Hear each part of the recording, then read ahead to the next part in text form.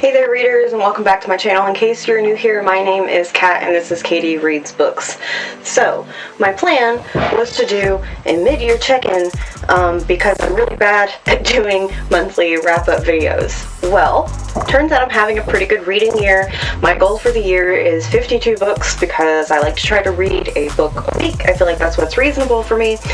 However, by this recording date in early August, I have read 50 books already, and that's way too many to put into one wrap-up. In this video in particular, I thought I would just go ahead and talk about the 3 nonfiction books and the children's books that I have read this year. I also decided to do a tier ranking system. That tier ranking system is based on whether or not I would reread it, whether or not I loved it, whether or not I would recommend it, whether or not it was maybe not for me, or if it was just okay, or if it was completely DNF'd. The first nonfiction book that I'm going to talk about that I've read this year is They Called Us Enemy by George Takei. This is an absolutely fantastic graphic novel by an absolutely wonderful and one of my favorite people of all time. George Takei was a child whenever Japanese Americans were put into internment camps during the First World War, and this is a very powerful look not only at history but at how much activism George Takei has really been involved in his life, and I find the story about his father to be really inspiring as well. This one is definitely a reread worthy book in my opinion. Second nonfiction book I'm going to talk about is My Lesbian Experience with Loneliness by Nagatakabi. This is a book that definitely didn't meet my expectations. I was expecting a very different narrative from this. I read this as a library book with the worldly readers, and it was very, very insightful. I thought it was a very honest look at how sexuality can evolve over time. I thought it was a very honest look at how sexuality is difficult to navigate, especially whenever you're in a family that doesn't necessarily approve of who you choose to take to bed. This one, though, is gonna go on the might recommend, not because I didn't love it, but because the trigger warnings in this one are many and intense. So it's got trigger warnings for attempted suicide and for cutting and for eating disorders. And even though suicide ideation and eating disorders are things that I haven't struggled with hardcore in many, many, many years, and I'm not really someone to get triggered by books, this one was a tough read. So it's definitely on the might recommend, because if I did recommend it to someone, then it would be with content warnings, for sure.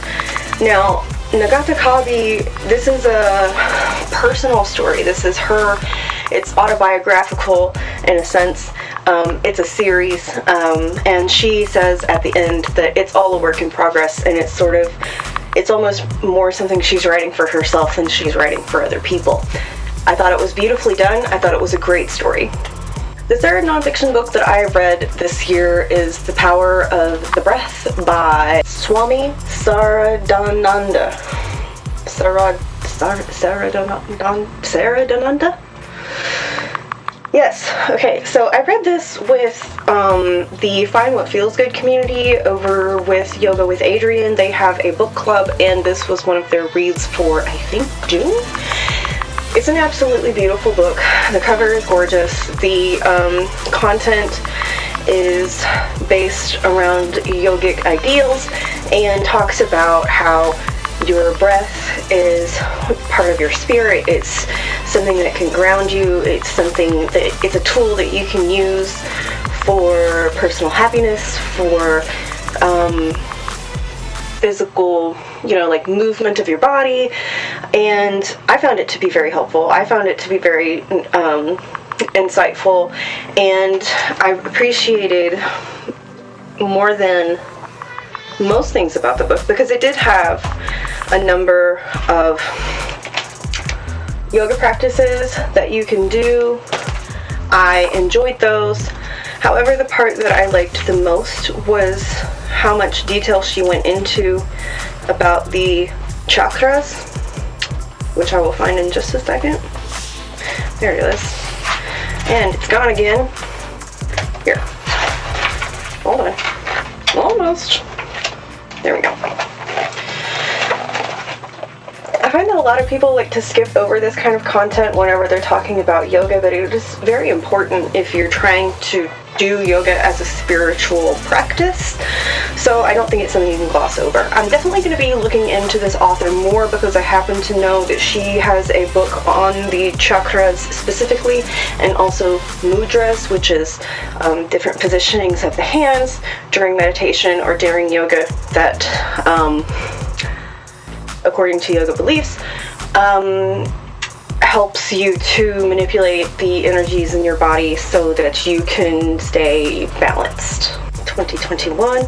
See, this is why I like Storygraph. If you have not watched my video yet on Goodreads versus Storygraph, you should go check that out. We'll put it in a card in the up here somewhere. But Storygraph is making it to where I can bring this video to you because it helps me keep my together. Honestly, just that's where we are. I wonder if I just chipe? I'm making up my own language now. What can I do for you? Get down. We're going to do young adult and children's books at the same time because I don't read that many young adult books. Wait, did I say where I put this? I loved it. This is loved it on the tier ranking. I do think it's reread worthy. However, it's not something that I'm planning to reread in the near future. It's more or less a book that I would use for reference after I've read the entire thing from cover to cover. I know that I'm going to continue to consult it about information about the chakras and for the yogic flows that the asana flows that they have in the book. So, Grown by Tiffany D. Jackson. Tiffany D. Jackson is an amazing thriller author. This was a young adult thriller about a girl named Enchanted who is accused of murdering a pop star named Corey Fields. I think I went to school with someone named Corey Fields, so it feels weird to me to use it as a name for a character in a book. This one, I loved it. I probably wouldn't reread it because to me, rereading a thriller feels a little bit silly because I already know what's going to happen. The suspense is gone. So, yeah, probably loved it instead of reread worthy. Children of the Whales. Here's the thing. I don't know if this is really like young adult children's books. I know that the content gets dark, and I know that our main protagonist is a younger person, so I'm gonna go ahead and just include it in this video. But if you've been around my channel for a minute, you know that I am planning to continue this series both with the manga and with the anime because I have thoroughly enjoyed it. I do think that it's the kind of thing that I would reread maybe with my kids, so reread worthy for sure. The Thief Lord by Cornelia Funk is another book that I read with the Worldly Readers, as was Grown. This one was just cute. I mean, it was just cute. It didn't have, it was a bit too magical realism for me as a reader, so I might recommend it. If I knew somebody who liked middle grade, that's just kind of light and feel good and has a little bit of magic in it, but not too much, and has a really sweet story between two brothers who really care a lot for one another, and is about a bunch of rambunctious, adventurous kids, I would totally recommend this book. The Goose Girl, which is a story by the Brothers Grimm. Now, the way that I came into reading this book is a little bit funny to me. There is a game called The Longing where you play as a shade and you have to wait 400 days to wake up the king of the land so that he can destroy all longing and pain. And as you are this shade wandering around for 400 days, he can pick up books along the way, and this just happened to be one of the books that he picked up, and I read it while he was reading it on the screen, and I totally counted that shit. Now, this one wasn't for me. Most of the original Brothers Grimm stuff isn't, though, because it's just kind of weird. But yeah, this one was definitely just not for me. It was about a princess who gets mistaken for a girl who takes care of geese and then ends up with the prince anyway because there's a misunderstanding and somebody's head gets put on a pike or something. Like, it was just really not for me. The Magic Fish.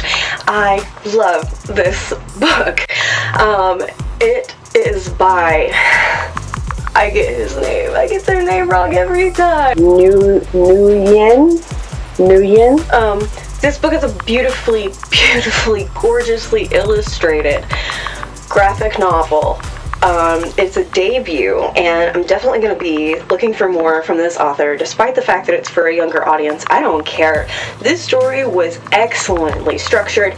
It was a retelling of a retelling of a retelling, and you get to see these fairy tales from multiple generations and from multiple cultural perspectives, because that's how this little boy is teaching his mother how to speak English, and he is also coming into his sexuality and trying to figure out how to talk to her about the fact that he thinks he's gay. It's all just so well done. It's just so well done. Reread worthy. Absolutely reread worthy. I got it from the library. I'm planning on buying a physical copy because I want this on my shelf. The Love and Lies of Roxana Ali. My God. Another one. Magic Fish 2 was another one that I read with the Worldly Readers. This book hurt. It hurt so bad, but I loved it. It talks about Muslim culture, how it's demonized, the beauty behind it, some of the issues that they still have in Muslim culture today. It talks about coming out. It talks about being in a relationship whenever you're young and trying to navigate this relationship when one person is out and the other person is not. It's so multidimensional. It's so good. And the intersectionality talk in this is just, it's chef's kiss. So good. So good. So, loved it. Absolutely loved it. Little Fox's Surprise by Tracy Mahoney was a cute little book, picture book that me and my second grader read together this year. He's also read Pumpkins by James Tandy, and I Was So Mad by Mercer Mayer, and Elephants Make Fine Friends by Coulter Jackson. How Do You Hug a Porcupine? I really enjoyed reading this one with him because it's written in English and then also in Spanish, so it was a good opportunity for me to practice my Spanish while he got to practice read. He actually has another book like that we've got queued up. He's excited to read it because he knows that I'm going to try to read it in Spanish, and he thinks it's funny. Because I'm bad at speaking Spanish. The Pizza That We Made by Joan Holub with Lynn Kravitz as the illustrator is another one that he's read this year. Let's see, I think that's, yes. So he's done really well with that. I mean, my kid has read like 8 books this summer, and I think that that's just really great. I'm super proud of him. I totally count them for myself. They're all super cute books. I loved every single one of them, so they are all just like right there on the loving scale. You know what? Except for maybe Pumpkins, because children's nonfiction is just painful to read sometimes. Especially when it's like super young children's nonfiction. It's like, I know that the pumpkin is orange. Anyway. So all of his books that he's read, I would definitely put on loved it, except for maybe Pumpkins, which I would definitely put in the not for me category.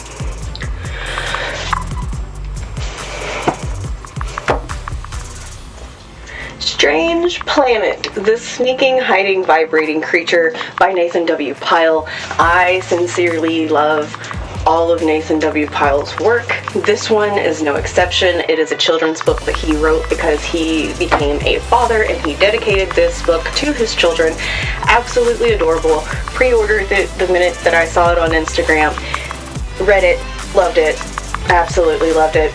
Definitely will reread it because it's just so dang cute. And the kids my boys loved it. They laughed so hard, and that's always a good time. The final book on this part of my mid-year check-in is Dino Rift by Bourne. Derek is a really good friend of mine. I've read several revisions of this book. I thought it was really cute. I do not agree with his opinions on where dinosaurs came from and paleontology and science. We both respectfully understand that we don't agree with one another in that way, but it's a really cute story about this boy named Cameron who's running around with his friend named Vivian, and they're just kind of like being teenagers and being silly, and then they get sucked into a time rift and go back in time where there's dinosaurs. It's a whole thing. It's like this whole thing. It was clever, it was cute, it was well done. I really enjoyed it. So yeah, I guess I'd probably put that. I'm gonna put it in loved it, because I really did. It was cute. There's pop culture references all over the place. Derek definitely gets bonus points from me for throwing in Doctor Who references, in case you haven't noticed. I'm a little bit of a Who fan. I don't know if you can see my Dalek. I know you can't see my TARDIS. Ta-da! So yeah. Derek's book was really cute. Okay. That is all for this part of the mid-year check-in. Let me know what you think about these books. Let me know any recommendations that you have down in the comments below. I will put a link in the description box to my bookshop.org storefront where you can purchase these books for yourself if you are interested. And if you like this video, don't forget to give it a thumbs up and subscribe and click the bell if you want to hear more from me. And I hope to see you in the very next video.